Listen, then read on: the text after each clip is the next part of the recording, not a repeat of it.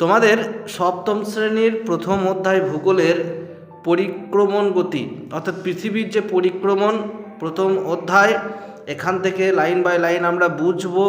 যে জায়গাটা বুঝতে পারবে না সে জায়গাটা অবশ্যই আবার জিজ্ঞেস করবে। যারা ভিডিওতে দেখছো তারা শেষ অবধি ভিডিওটি দেখবে এবং তোমাদের ইম্পর্টেন্ট জায়গাগুলো খাতাতে আমি বুঝিয়ে দেবো। তোমরা সেগুলো স্ক্রিনশট নিয়ে সেগুলো খাতাতে নোট করে নিতে পারো। দেখো, তোমাদের প্রথম পাতা থেকে যে গুরুত্বপূর্ণ প্রশ্নটা হতে পারে যে মহাকর্ষ কাকে বলে। তাহলে আমরা মহাকর্ষ কাকে বলে এই সংজ্ঞার ক্ষেত্রে কি লিখতে পারি? যদি এটা সংজ্ঞা হিসাবে পড়ে যে মহাকর্ষ কাকে বলে, তাহলে কি লিখব? আসলে সব বস্তু পরস্পরকে আকর্ষণ করে বা নিজের দিকে টানে, এটা হলো মহাকর্ষ। তাহলে মহাকর্ষ শক্তি যেমন পৃথিবীর মহাকর্ষ শক্তি। তাহলে কি হচ্ছে, আমরা এই যে পৃথিবীতে রয়েছে, এই পৃথিবীর ওপরে রয়েছি আমরা সবাই, এই পৃথিবীর ওপরে আমরা সবাই রয়েছি। এবারে এই পৃথিবী তার সব সময় কিন্তু নিজের দিকে কেন্দ্রের দিকে কিন্তু সকলকে কিন্তু টানছে। কে? এই পৃথিবী। ওই জন্য আমরা এই ওপরে থাকার সত্ত্বেও উড়ে চলে যাই না। কিসের কারণে? এই আকর্ষণের কারণে বা মহাকর্ষের কারণে। তাহলে আমরা কিসের কারণে পৃথিবীর মধ্যে চিপকে রয়েছি বা আটকে রয়েছি? মহাকর্ষের কারণে, পৃথিবীর আকর্ষণ বলের কারণে। তাহলে মহাকর্ষ হলো। এরপরে নিচের দিকে দেখো, আমাদের পৃথিবীর সবথেকে কাছের নক্ষত্রের নাম কি? সূর্য। তা সূর্য পৃথিবীর থেকে কত গুণ বড়? সূর্য পৃথিবী থেকে কত গুণ বড়? 13 লক্ষ গুণ। কত গুণ বড়? 13 লক্ষ গুণ। বেশ, তাহলে এটাকে মাথায় রাখবে। এরপরে গুরুত্বপূর্ণ আর একটা জায়গা রয়েছে। এই যে একটা পরীক্ষা দিয়েছে, দেখো তোমাদের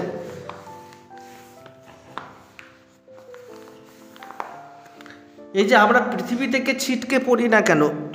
কেননা এইটা যদি পৃথিবীর কেন্দ্র হয়, পৃথিবী আর আমরা ধরো মানুষ রয়েছি, তাহলে দেখো এইখানে যে মেয়ে ছেলেগুলো দুলছে, সেই মেয়ে ছেলেগুলো কিসের কারণে দুলছে? একটা দড়ির সাহায্যে। সেই দড়িটাকে যদি আমরা কেটে দিই মাঝখানে, তাহলে কিন্তু এ ছিটকে বেরিয়ে চলে যাবে, পড়ে যাবে। সেই রকমই এখানেও তাই। মাঝখানে ধরো সূর্য রয়েছে, সূর্যকে কেন্দ্র করে পৃথিবী ঘুরছে। এই যে পৃথিবী সূর্যকে কেন্দ্র করে ঘুরছে, এইভাবে ঘুরছে, এইদিকে ঘুরছে, তারপরে পৃথিবী আবার এদিকে এলো, আবার পৃথিবী এখানে এলো, পৃথিবী এখানে এলো, এইভাবে কিন্তু পৃথিবী ঘুরছে। ঠিক আছে? পৃথিবী পশ্চিম থেকে পূর্বে সূর্যকে ঘুরছে, পশ্চিম থেকে পূর্বে, উল্টো দিকে হবে, মানে ঘড়ির কাঁটা উল্টো দিকে, বিপরীতে হবে। বেশ, তাহলে পৃথিবী পশ্চিম থেকে পূর্বে ঘোরে বলে আমরা সূর্যকে দেখি কি পূর্ব থেকে পশ্চিমে যেতে, এটা আমরা দেখি। এরপরে দেখো, এই যে সূর্যকে কেন্দ্র করে পৃথিবী ঘুরছে, কিন্তু পৃথিবী সূর্য থেকে বেরিয়ে চলে আসছে না, নিজের অক্ষ পথেই কিন্তু ঘুরছে। এই অক্ষরেখা বরাবরই কিন্তু পৃথিবী কক্ষপথে ঘুরছে। কি করে ঘুরছে? এর সাথে সূর্য কিন্তু পৃথিবীকে একটা আকর্ষণের মধ্যে দিয়ে কিন্তু কি করে রেখেছে? ধরে রেখেছে। পৃথিবী চাইছে এই দিক দিয়ে যেন বেরিয়ে যায়, ছিটকে বেরিয়ে যায়, কেননা এইভাবে ঘুরছে কিন্তু পৃথিবী কন্টিনিউ। এবারে পৃথিবী সবসময় চায় যে নিজেকে ছিটকে এই কক্ষপথ থেকে বেরিয়ে যাওয়ার, কিন্তু একটা অদৃশ্য শক্তি বা একটা অদৃশ্য যে টানের মধ্যে দিয়ে সূর্য সবসময় পৃথিবীকে বেঁধে রেখেছে। সেই রকম পৃথিবীর প্রথমে যে চক্কর লাগাচ্ছে সে হচ্ছে বুধ, তারপরে শুক্র, এইভাবেই তারপরে পৃথিবী, তারপর আবার মঙ্গল গ্রহ, তারপরে মঙ্গল ঘুরছে। এইভাবেই সূর্য কিন্তু সবাইকে একটা আকর্ষণের মধ্যে দিয়ে কিন্তু বেঁধে রেখে দিয়েছে, মানে কেউ ছিটকে বেরিয়ে যাচ্ছে না। যেমনভাবে এই মেয়েটিও বেরিয়ে যাচ্ছে না, কেননা এইটা যদি সূর্য হয়, এপিসেন্টার হয় এই মাঝখানে, সূর্য কিন্তু দেখো বিভিন্ন গ্রহগুলোকে একটা দড়ির মধ্যে দিয়ে বেঁধে রেখেছে, সেই রকমই সূর্য এখানে একটা অলৌকিক দড়ির মধ্যে দিয়ে সব গ্রহগুলোকে কি করেছে, বেঁধে যেন রেখে দিয়েছে, এই রকম ব্যাপার আর কি। তাহলে এটা হলো, বুঝলে। এরপরে দেখো, আমরা যে ছায়াপথে বাস করি, সেই ছায়াপথটির নাম হচ্ছে আকাশ গঙ্গা বা মিল্কি ওয়ে। এটা আকাশগঙ্গা বা মিল্কি ওয়ে। তোমরা দেখো, তোমাদের সোলার সিস্টেমে একটা ছবি দিয়েছে, সূর্য মাঝখানে রয়েছে, সূর্যকে কেন্দ্র করে ঘুরছে প্রথমে কে, বুধ, তারপরে শুক্র, পৃথিবী, তারপরে মঙ্গল, বৃহস্পতি, শনি, ইউরেনাস, নেপচুন, আর ওইদিকে বামন গ্রহ প্লুটো রয়েছে ওই সাইডে একদম শেষের দিকে। এবারে এর মাঝখানে অনেক কিন্তু ধূলিকণা, হ্যাঁ, তারপরে বাষ্পীয় মেঘ, বিভিন্ন জিনিসগুলো, সেই অ্যাস্ট্রয়েড এগুলো রয়েছে, হ্যাঁ, গ্রহাণুপুঞ্জ, ছোট ছোট আরও গ্রহ রয়েছে, তা এগুলো রয়েছে। বেশ, আমরা মোটামুটি এই 8টা গ্রহ কিন্তু আমাদের জ্বলজ্বল করছে, আমরা দেখতে পাই। এরপরে খুব গুরুত্বপূর্ণ তোমাদের সেকশন রয়েছে, যেটাকে বলছি পৃথিবীর পরিক্রমণ গতি বা বার্ষিক গতি। দেখো, পৃথিবীর পরিক্রমণ গতি বা বার্ষিক গতি বলতে আমরা কি বুঝি? তোমরা যদি ভূগোল বই পড়ো বা ভূগোল পড়ো, তাহলে চেষ্টা করবে যতটা ছবি এঁকে এঁকে বোঝা যায় ততটা ছবি এঁকে এঁকে সেই জায়গাগুলো কিন্তু ক্লিয়ার করার চেষ্টা করবে। ছবি এঁকে এঁকে বুঝলে তোমাদের কিন্তু মনে থাকবে। এবারে ভূগোলের ক্ষেত্রে এই সুবিধাটা আমাদের রয়েছে। বেশ, দেখো কি বলছে, দেখো, পৃথিবী শুধু সূর্যের চারিদিকে ঘোরে না, লাট্টুর মতো পাক খেতে খেতে ঘোরে। নিজের অক্ষের চারিদিকে এক পাক ঘুরতে বা আবর্তন করতে পৃথিবীর সময় লাগে 24 ঘন্টা। এই যে পৃথিবীর নিজেকে ঘুরতে কত সময় লাগে? আমি যদি একটা পৃথিবী আঁকি, এই পৃথিবী তার নিজেকে ঘুরতে কতক্ষণ সময় লাগে? 24 ঘন্টা। এবার 24 ঘন্টা থেকে একটু কম, 24 ঘন্টা থেকে একটু কম, সেই যে 24 ঘন্টা সময় লাগে, তাহলে যে কল্পিত রেখার চারিদিকে পৃথিবী আবর্তন করে সেটাই পৃথিবীর অক্ষ। এবারে কি হচ্ছে, পৃথিবী কিন্তু নিজেকে ঘুরছে, আবার নিজেকে ঘুরতে ঘুরতে পৃথিবী নিজেকে তো ঘুরছেই, নিজেকে ঘুরতে ঘুরতে ঘুরতে ঘুরতে কিন্তু এ সূর্যকেও প্রদক্ষিণ করছে নিজের কক্ষপথে। বুঝতে পেরেছো? এইটা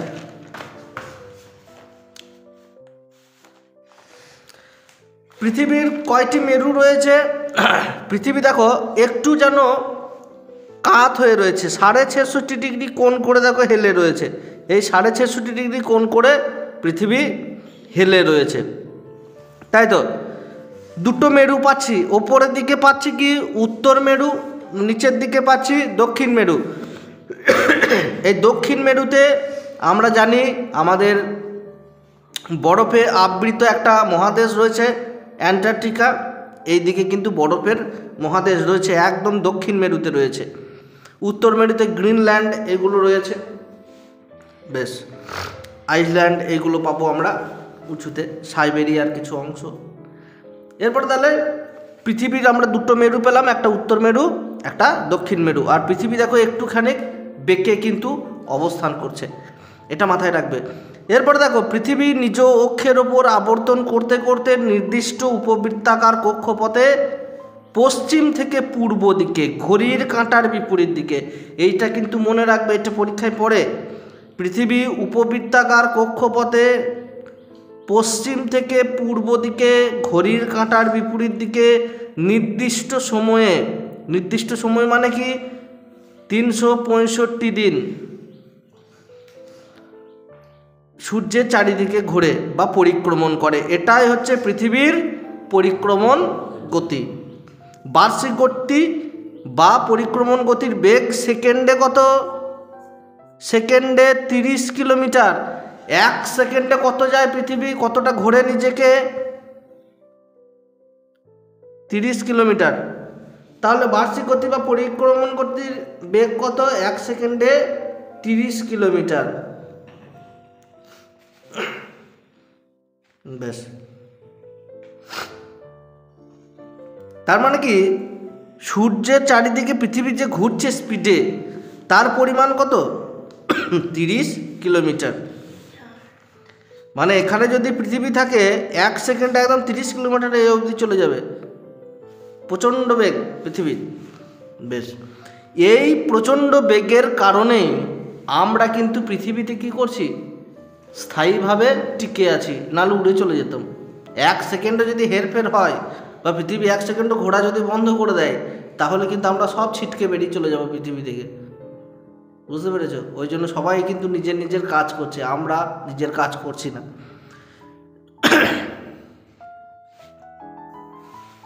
এইবারে একটা জিনিস আমি তোমাদের বলি, এই যে সেকেন্ডে 30 কিলোমিটার যে পরিক্রমণ গতি রয়েছে, সেই 30 কিলোমিটার যে পরিক্রমণ গতি, সেই 30 কিলোমিটার পরিক্রমণ গতির ফলে কি লাভ হচ্ছে?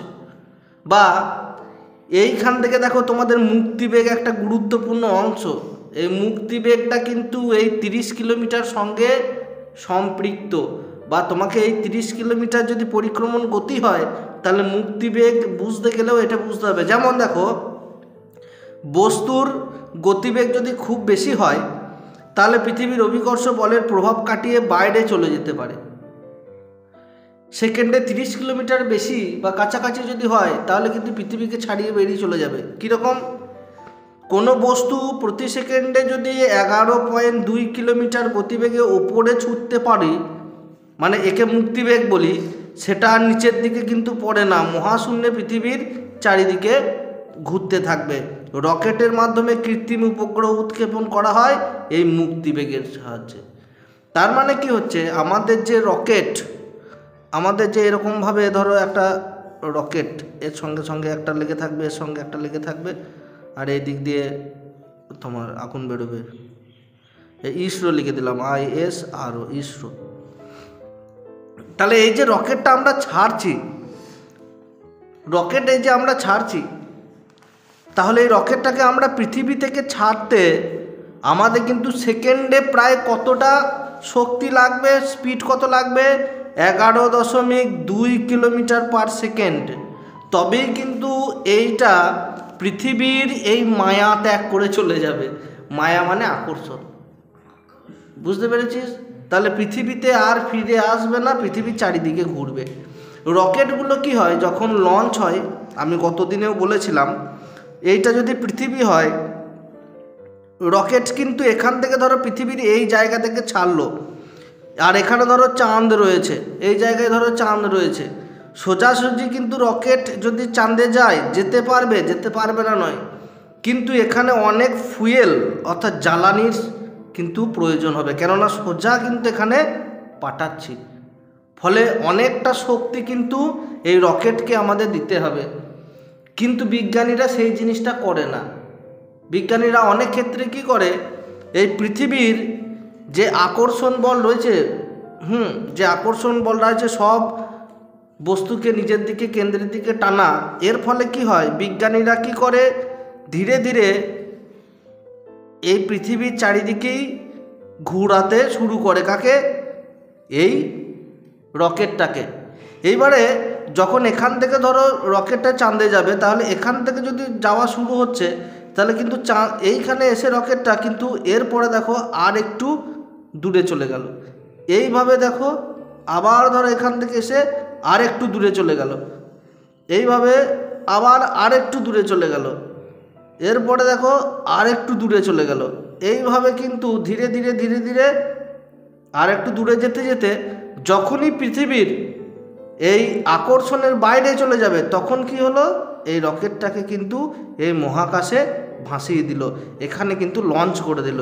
এইবারে কি হচ্ছে, ধীরে ধীরে কিন্তু ওর ডিরেকশন, রকেটের ডিরেকশনটাকে চাঁদের অভিমুখে করে দেয়। ফলে কি হয়, এখান থেকে জ্বালানির আর প্রয়োজন হয় না, মানে জোর দিয়ে কিন্তু আর পাঠাতে হয় না, শুধু অভিমুখটাকে কিন্তু দিলেই হয় ওইদিকে। এরপর থেকে স্যাটেলাইট, এখানে ধরো স্যাটেলাইট 2-4টে ছেড়ে দিল, এবার পৃথিবীকে কেন্দ্র করে ঘুরবে স্যাটেলাইটগুলো। এইভাবেও কিন্তু অনেক রকেট ছাড়া হয়, বেশিরভাগ রকেট কিন্তু ছাড়া হয়, বুঝতে পেরেছিস? এবার যদি সোজাসুজি পাঠানো হয় তাহলে কিন্তু প্রচুর জ্বালানির প্রয়োজন হবে, কেননা এই পুরো মুক্ত বেগটাকে, যে এই মুক্তিবেগ, এই মুক্তিবেগটাকে আমাকে কি করতে হবে, বার করে বেরোতে হবে, কারণ এতটা পরিমাণ আমাকে কিলোমিটার বাড়াতে হবে। ফলে কি হয়, ধীরে ধীরে ধীরে ধীরে আমরা কিন্তু কি করছি, বায়ুমণ্ডল থেকে পৃথিবীর বেরিয়ে যাচ্ছি, ফলে কিন্তু আর অতটা জ্বালানির প্রয়োজন হচ্ছে না। বেশ, তাহলে মুক্তিবেগটা বুঝলাম। এরপরে দেখো তোমাদের রয়েছে পৃথিবীর কক্ষপথের উপবৃত্তটা কীরকম দেখতে। আমি এই জায়গাটা বলে দিই, কক্ষপথ কেমন রয়েছে, এবং তোমাদের এই দিকে যেটা রয়েছে অনুসুর এবং অপসুর, সেই অবধি বলে, এখানে অনুসুর অপসুর অবস্থান অবধি বলে তোমাদের শেষ করব। বেশ, এখানে আমি বুঝিয়ে দিই অনুসুর অপসুর অবস্থান। পৃথিবীর ছবিগুলো একটু যত্ন করে ভালোভাবে আঁকবে, উপবৃত্তাকার, একটু ডিমের মতো দেখো দেখতে। এখানে ধরো সূর্য রয়েছে, এখানে সূর্য রয়েছে, এইখানে একবার পৃথিবী, এই দিকে একবার পৃথিবী। পৃথিবীকে আমি তোমাদের বলি, আমি এই একটা ছবি আঁকছি, এর পরবর্তীকালে তোমাদের বারবার আমি বলে দিচ্ছি জিনিসটা, শুনে রাখো। এইটা হচ্ছে পৃথিবী, এইটা হচ্ছে সূর্য, আর এইটা হচ্ছে পৃথিবীর অবস্থান। পৃথিবী একবার এইদিকে থাকে, পৃথিবী একবার এইদিকে থাকে, পৃথিবী একবার এইদিকে ওপরে, এখানে একবার পৃথিবী থাকবে, এখানে একবার পৃথিবী থাকবে। এই রকম করে পৃথিবী 12 বার অবস্থান করবে, প্রতি মাসে 12 বার অবস্থান করবে। মানে এইখানে একবার অবস্থান, 1 মাস পর এইখানে অবস্থান, 2 মাস পর এখানে অবস্থান, 3 মাস পর এখানে অবস্থান, 4 মাস পর এখানে অবস্থান, 5 মাস পর এখানে অবস্থান, 6 মাস পর পৃথিবীর এখানে অবস্থান, 7 মাস পর এখানে অবস্থান, 8 মাস পর এখানে অবস্থান পৃথিবীর, 9 মাস পর এখানে পৃথিবীর অবস্থান, 10 মাস পর পৃথিবীর এখানে অবস্থান, 11 মাস পর এখানে অবস্থান, 12 মাস পর আবার ঘুরিয়ে এখানে চলে এলো। তাহলে আমরা প্রথমে এই রকম করে বুঝবো, এই দুটোকে ফার্স্টে বুঝবো। 6 মাস এখানে পৃথিবী, তারপরে 6 মাসে এইদিকে। এইবারে দেখো পৃথিবী, দেখো এই দূরত্ব, এখান থেকে পৃথিবীর দূরত্ব দেখো, পৃথিবী থেকে সূর্যের দূরত্ব একটু বেশি। কত বেশি? 15 কোটি 20 লক্ষ কিলোমিটার। কত? 15 কোটি 20 লক্ষ কিমি। এইটাকে কি বলছি? অপসুর অবস্থান। কি বলছি? অপসুর অবস্থান। এইবারে এখানে একটা গন্ডগোল আছে, আমাদের ছেলে মেয়েদের খুব গুলিয়ে যায়। অপসুর অবস্থান, বেশ শোনো, অবস্থান। আর এইটা সূর্য পৃথিবীর কিন্তু কাছে থাকে, এই যে একটুখানি লাগছে। এটা কত? 14 কোটি 70 লক্ষ কিমি। এইটাকে বলছে অনুসুর অবস্থান। এটা কি বলছি? অনুসুর অবস্থান। এইটাকে একটু মনে রাখবে। এই অপসুর অবস্থানটা কবে হয়? 4 জুলাই আসছে, 4 জুলাই আসছে, আর 2-4 মাস পর। অনুসুর অবস্থান আমাদের পেরিয়ে গেছে 3রা জানুয়ারি। 3রা জানুয়ারি পেরিয়ে গেছে তো, এই রে ভুল লিখলাম, 29 রয়ে হচ্ছে। তাহলে 3রা জানুয়ারি অনুসুর অবস্থান। এইবারে একটা জিনিস ভালো করে মন দিয়ে শোনো। আচ্ছা, সূর্য যখন পৃথিবীর কাছে থাকবে তখন গরম হবে না ঠান্ডা হবে? বলো আমাকে। পৃথিবীর কাছে যখন থাকবে ঠান্ডা কি করে হয়? পৃথিবীর কাছে যদি সূর্য চলে আসে তাহলে ঠান্ডা হয়ে যায়? গরম হবে, কিন্তু গরম হবে না। এইটাই দেখ, এখান থেকে 15 কোটি দূরত্ব, এখান থেকে পৃথিবী থেকে সূর্যের দূরত্ব অনেক বেশি, কিন্তু এই সময় শীতকাল। যত দূরে যাবে তত কিন্তু গরম হবে, যত সূর্যের কাছে আসবে অবস্থানটা তত কিন্তু গরম হবে। এইটা একটু গুলিয়ে ফেলে। এইটা মনে রাখবি, দেখ এই 14 কোটি বেশি দূর না 15 কোটি বেশি দূর? 15 কোটি বেশি দূর তো, কিন্তু বেশি দূরে রয়েছে তার মানে কি হিসাব মতো কি হওয়া উচিত?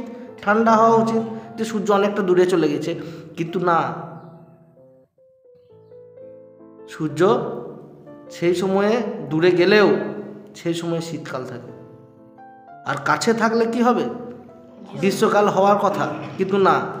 এই যে পৃথিবী থেকে সূর্যের দূরত্ব দেখ, এই অপসূর অবস্থানে অনেক বেশি অনুসূরে থেকে। দেখ আমি যদি এটা ভাগ করি 15 কোটি 20 লক্ষ কিলোমিটারের সঙ্গে 14 কোটি 70 লক্ষ কিমি যদি বিয়োগ দিই, ডিফারেন্স যদি বুঝি, তাহলে কত ডিফারেন্স হচ্ছে? সো এদিকে 30 আর এদিকে 20, মানে 50। তার মানে 50 লক্ষ এই দুটো অবস্থানের মধ্যে ডিফারেন্স হচ্ছে 50 লক্ষ কিলোমিটার।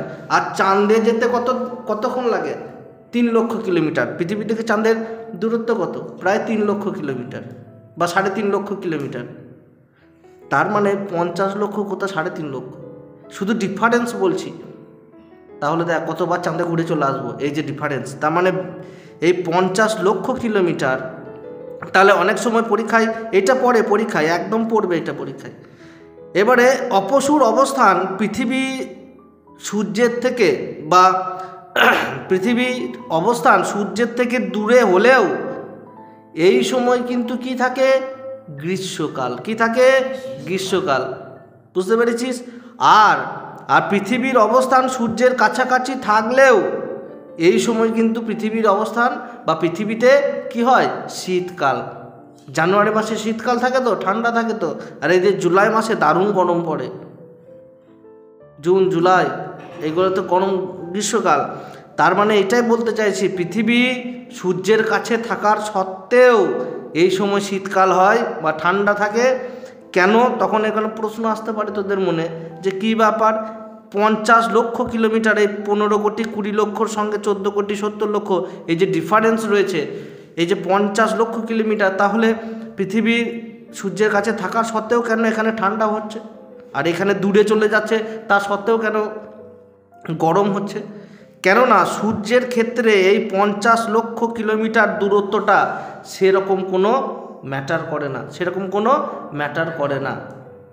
এইবার আমি তোমাদেরকে বলি, ধরো আমি উদাহরণ হিসাবে বলছি, এই যে এটা 23রা জানুয়ারি, 23রা জানুয়ারি মানে ধরো এটাকে 1 জানুয়ারিতে, এটা 1 জানুয়ারিতে এখানে সূর্য থাকে। সূর্য কোথায় থাকে? 1 জানুয়ারিতে এরকম জায়গায়, কেননা এইটা হচ্ছে অনুসূর অবস্থান, এখানে 1 জানুয়ারি। ফেব্রুয়ারিতে পৃথিবী এখানে থাকবে, মার্চে পৃথিবী এখানে থাকবে, এপ্রিলে পৃথিবী এখানে থাকবে, তারপরে মে, তারপরে জুন, এই যে জুলাই আসছে 4 জুলাই, এইখানে জুলাই, একদম হিসাব মতো পৃথিবী হিসাব মতো চলবে। এবার ভূগোলটা এরকমভাবেই বুঝতে হবে। এখানে জুলাই চলে এলো দেখো, কারণ আমি 4 জুলাই বলেছিলাম অপসূর অবস্থান। বেশ, 4 জুলাই, জুলাই, এই দেখো আগস্ট পৃথিবী, আগস্ট, এখানে সেপ্টেম্বরের পৃথিবীর অবস্থান, অক্টোবর, নভেম্বর, এইখানে পৃথিবীর ডিসেম্বর, আবার এখানে জানুয়ারি। এইভাবে পৃথিবী কিন্তু দেখো ঘড়ির কাঁটার বিপরীত দিকে ঘুরছে, এরকমভাবে পৃথিবীর ঘূর্ণন গতি। পৃথিবী এইভাবে কিন্তু পরিক্রমণ করে কাকে? সূর্যকে। পৃথিবী এইভাবে সূর্যকে পরিক্রমণ করে ঘড়ির কাঁটার বিপরীত দিকে। ঘড়ি তো কীরকমভাবে ঘোরে? ঘড়ি এই দিকে ঘোরে তো, হ্যাঁ, পৃথিবী এই দিক দিয়ে ঘড়িটা, সেকেন্ডের কাঁটা এই দিক দিয়ে, মিনিটের কাঁটা এইদিকে, ঘন্টার কাঁটা এইদিকেই যায় সব, ঠিক আছে। আর পৃথিবী এই দিকে যাচ্ছে, পৃথিবী এই দিকে যাচ্ছে উল্টো। এইটাকে কিন্তু মাথায় রাখবে, গুলিয়ে ফেলবে না। পরীক্ষার সময় অনেক সময় পড়ে যে পৃথিবীর পরিক্রমণ গতি ঘড়ির কাঁটার দিকে না বিপরীত দিকে, ঠিক আছে। এই অবধি তোমাদের পড়ালাম। তার মানে কি হলো, এখানে খুব ভালোভাবে দেখবে যে অপসূর অবস্থান। একটা জিনিস মনে রাখবে, অপ মানে হচ্ছে দূর আর অনু মানে হচ্ছে কাছে। কিন্তু সূর্যের কাছে পৃথিবী থাকার সত্ত্বেও এখানে গ্রীষ্মকাল, গরম হওয়া দরকার ছিল কিন্তু গরম হবে না, এখানে হবে শীতকাল, এখানে হবে শীতকাল। আর সূর্য থেকে পৃথিবী দূরে থাকার সত্ত্বেও এখানে হবে গ্রীষ্মকাল, এখানে হবে গ্রীষ্মকাল। এইটা কিন্তু মাথায় রাখবে। আর এই যে ছবিটা দিলাম তোমাদের এই মুহূর্তে বইয়ে দেওয়া নেই, আমি এটা এক্সট্রা দিয়ে দিয়েছি, মানে এটাকে বুঝে রাখবে। এখানে তোমাদের চারটে চারটে দিয়ে দিয়েছে, এই দেখো 21শে জুন, সেপ্টেম্বর, এখানে 22 ডিসেম্বর, এখানে মার্চ, এরকমভাবে দিয়েছে।